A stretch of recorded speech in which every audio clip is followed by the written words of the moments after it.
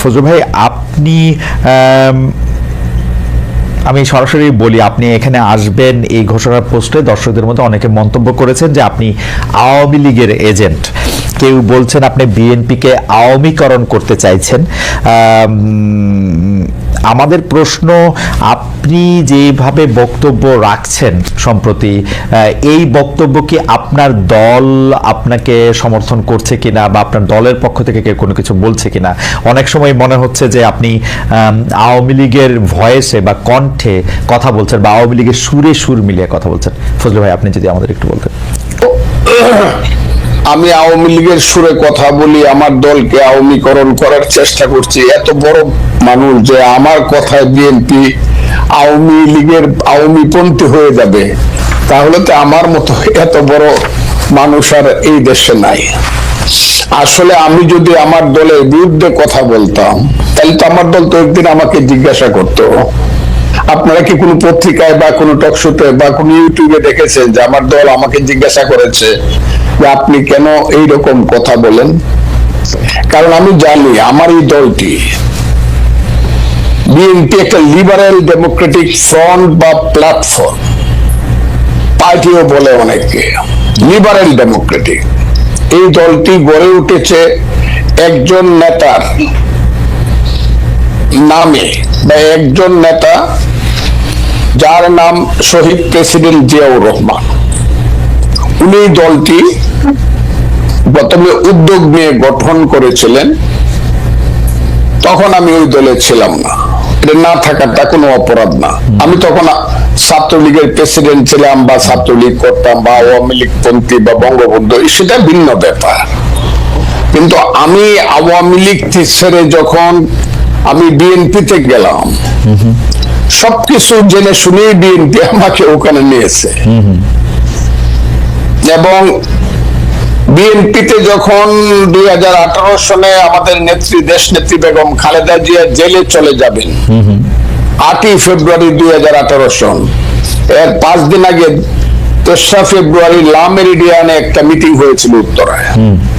ওখানে বাংলাদেশে শুধু আমাদের নেত্রী, দেশ নেত্রী বেগম খালেদা জিয়া সবাইকে বলেছে, আমি শুধু আজকে একজনের বক্তব্য শুনবো, ফখরুল ইসলাম আলমগীর, তুমি অ্যাডভোকেট ফজলুর রহমানের নাম ঘোষণা করো। কাজে যিনি সব আমার মাথার উপরের সমস্ত স্থায়ী কমিটির নেতাকে রেখে শুধু ফজলুর রহমানের বক্তৃতা শুনতে চায়, আমার কথায় দলের ক্ষতি হবে এবং দল আমার কাছে জানতে চাবে আমি কি বলেন। না, এটা দর্শকদের কথা। আমাদের মনে হয় যে আমি ওই দর্শকদেরকে চিনি। আমি যেদিন থেকে মুক্তিযুদ্ধের পক্ষে কথা বলা শুরু করলাম,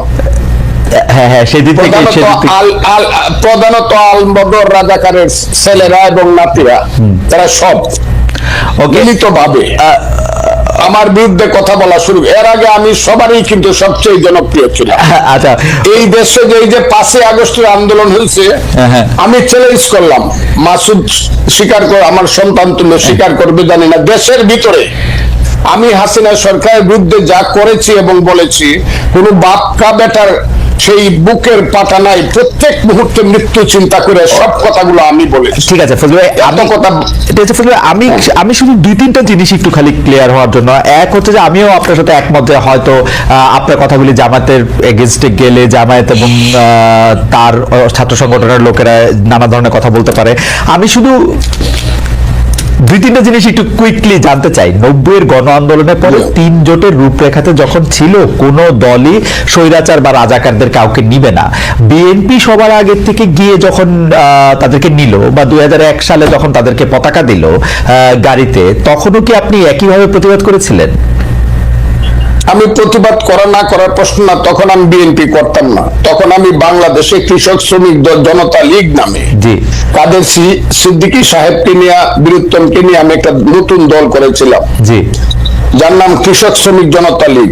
এবং 2001 সনে আমি গামছা মার্কার নমিনেশন নিয়ে গামছা মার্কা নিয়ে ইলেকশন করে আব্দুল হামিদের সাথে কন্টেস্ট করে অনেকে বলে পাস করছিল, গণায় আমি ফেল করছিলাম, আচ্ছা। তাদের গণায়। ওকে। আমার কথাটা বুঝেন, হ্যাঁ। আমার ওইটা আপনি দেখে নেন আমার সাথে গামছা মার্কা এবং নৌকা মার্কা ভোটের ডিফারেন্স কত ছিল। যা হোক, আমি সেটা বলতে চাই না। হ্যাঁ। কাজে আমার তখন প্রতিবাদ করা না করা, আমি তখন আরেকটি রাজনৈতিক দল করতাম। এখন যদি আপনি আমাকে 26 বছর পরে জিজ্ঞাসা করেন না। আপনি প্রতিবাদ করছিলেন কিনা, আমি তো সেদিন বিএনপি করতাম। ওকে, এইটুকু আমার জানা ছিল। আপনি যখন বিএনপিতে জয়েন করেন তখন কি এই ব্যাপারগুলিকে এইভাবেই দেখে আসতেছেন? তো আপনি যখন বক্তৃতা দিচ্ছেন, বেগম জিয়াও শুধু আপনাকে শুনতে চাচ্ছেন, তখনও কি আপনি এই ব্যাপারগুলিকে এইভাবেই পাশে আসছেন? কেন আমি এই প্রশ্ন করছি, আমরা কিন্তু দেখেছি যে বিএনপির বর্তমানে যিনি ভারপ্রাপ্ত চেয়ারম্যান আছেন, তিনি বঙ্গবন্ধুকে পাক বন্ধু বলেছেন একাধিকবার। তো সেইটা আপনার রাজনীতির সাথে ঠিক নাকি বিএনপি একটি বহু মতের দল?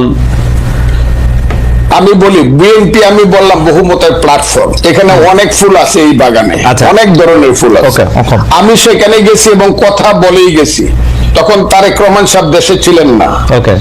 আমি যখন বিএনপিতে গেছি, দুনিয়ার কেউ বিএনপি করে না 2006 সনের নভেম্বরের পরে। আমার কথাটা খুব বুঝার চাই, কেউ বিএনপি করে না। হ্যাঁ। জামাতও বিএনপি থেকে সরে গেছে। আমি যখন বিএনপিতে গেছি তখন তারা দূরে দূরে চলে গেছে, 111 আইসা গেছে। আমার কথাটা বুঝেন, আমি তখন কিন্তু বিএনপিতে গেছি দুঃসময়ে, এবং আমি সব কথা বলে গেছি। আমার কথাটা খুব ক্লিয়ার। আমি দেশনেত্রী বেগম খালেদা জিয়া কি বলবো কি করব আমি ক্লিয়ার বলে গেছি, আমি আপনার দল করব, আপনি আমাকে চান। দেখেন উনি কিন্তু এখনো জীবিত, কাজে উনি কথাটা লন্ডন থেকে শুনবেন, সবাই শুনবে। আমি ওনাকে বলছি, আপনাকে আমি সাংঘাতিক পছন্দ করি, মারাত্মক ভাবে। যখন আমি ছাত্রলীগের প্রেসিডেন্ট ছিলাম তখন আপনাকে আমি ভীষণ পছন্দ করতাম, আপনার নিজস্ব চিন্তাধারার জন্য। আপনি সব মানুষকে সম্মান করেন। তবে নেত্রী, আপনি যদি আমাকে নেন, একটা কথা বলে দেয়, আমি কোনো কারণে মুক্তিযুদ্ধের আদর্শের বাইরে যাব না, মুক্তিযুদ্ধের আদর্শের বাইরে যাব না। আমার মতো করে আমি কথা বলবো, এতে যদি আপনি আমাকে নেন নিবেন, নাইলে নিয়েন না। আমি সব কথা বলেই গেছি। কিন্তু ইডিওলজি, রাজনীতির প্রথম কাজ হলো ফিলোসফি, ইডিওলজি, তারপরে আসবে understanding, feelings, realisation, theory and practice. Right.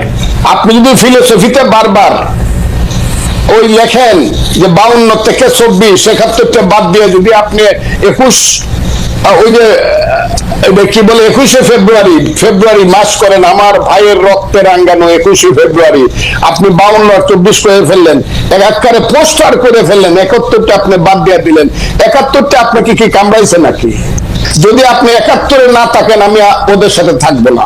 আর ছেলেরা যদি 71-এর সাথে থাকে, মুক্তিযুদ্ধের সাথে থাকে, বাংলাদেশের সাথে থাকে, ইয়েস বাংলাদেশ ঠিক আছে, 71 ঠিক আছে, তাদের যে নেতা, বাংলাদেশের নেতা শেরে বাংলা একে ফজলুল হক, হুসেন শহীদ সোহরাওয়ার্দী, মৌলানা আব্দুল হামিদ খান ভাসানী, শেখ মুজিবুর রহমান, আতাউল গনি উসমানী, সামরিক নেতা, I do hereby declare the independence of Bangladesh on behalf of our great leader Bangabandhu Sheikh Mujibur Rahman, সেই মেজর জিয়া, সেই খালেদ মোশাররফ, সেই 11টা সেক্টর মুক্তিযুদ্ধকে যদি তারা মানে, আমি কোন ক্ষমতার দ্বারে তো আমি আপনাকে, আপনি শুনছেন বুঝে আমি বলছি, আমাকে প্রধানমন্ত্রী দিলে আমি 10 দিনের সময় নিব যে আমার একটু চিন্তা করতে দেন নিব কিনা। মন্ত্রী তো জীবনে কোনোদিন নিব, আমার এইগুলোর প্রতি কোনো খায়েশ নাই। তারা যদি